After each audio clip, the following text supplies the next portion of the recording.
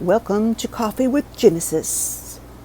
Yes, this large beat up cup is how much coffee I consume in the morning. Alright, we're going to talk about Joseph's dreams while he was working for the prison warden. And it was after these things that the cupbearer of the king of Egypt and the baker sinned against their master, the king, and Pharaoh was very angry with the two of his officers, cupbearer and baker. And he put them in custody in the house of the captain of the guard in the prison place where Joseph was bound. So the captain put Joseph over them, and he ministered to them, and they continued a season in custody. And each of them dreamed a dream, each man his dream in one night, each man according to the interpretation of his dream. The cupbearer and the baker of the king of Egypt, who were bound in prison. Oh, we wonder why he put them in prison. I mean, did he burn a cupcake? Did the cupbearer not make his coffee correctly? Okay, not making my coffee correctly. If I was a hunty full of myself king or queen, I might imprison somebody for that because I love my coffee. The baker, he could just bake me something else. I don't know. So they each had a dream. Joseph came into them in the morning and looked at them, and they were all sad looking.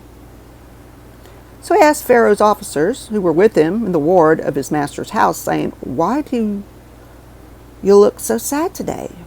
What's up with you? Well, you look so down." And they said to him, "We've dreamed a dream, and there's no one to interpret it." In other words, the dream was weird enough for them to want somebody to interpret it, not just your average dream. And Joseph said to them, "Do not interpretations belong to God? Now tell them to me." And the chief cupbearer told his dream to Joseph and said to him, "In my dream, a vine was before me, and in the vine were 3 branches, and it was as though it budded, and its blossoms shot forth, and its clusters brought forth ripe grapes. And Pharaoh's cup was in my hand, and I took the grapes and pressed them into Pharaoh's cup, and I put the cup into Pharaoh's hand." And Joseph said to him, "This is its interpretation. The 3 branches are 3 days. Within 3 days, Pharaoh will lift up your head and restore you to your place, and you will deliver Pharaoh's cup into his hand, just like you did before when you were his cupbearer. But when things go well with you, think about me, show me some kindness, please, and mention me to Pharaoh, and get me out of this house. For indeed I was stolen away out of the land of the Hebrews, and here also I've done nothing that they should put me into the dungeon." When the chief baker saw that the interpretation was good, he said to Joseph, "I too was in my dream, and I had 3 baskets of white bread on my head. In the uppermost basket there was all manner of Pharaoh's favorite foods, and the birds ate them out of the basket on my head." And Joseph answered, said, "This is the interpretation. The 3 baskets are 3 days. Within 3 days Pharaoh will lift up your head from off your body, and will hang you on a tree, and the birds will eat your flesh from off you."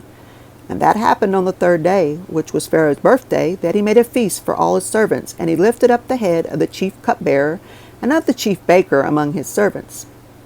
And he restored the chief cupbearer to his position again.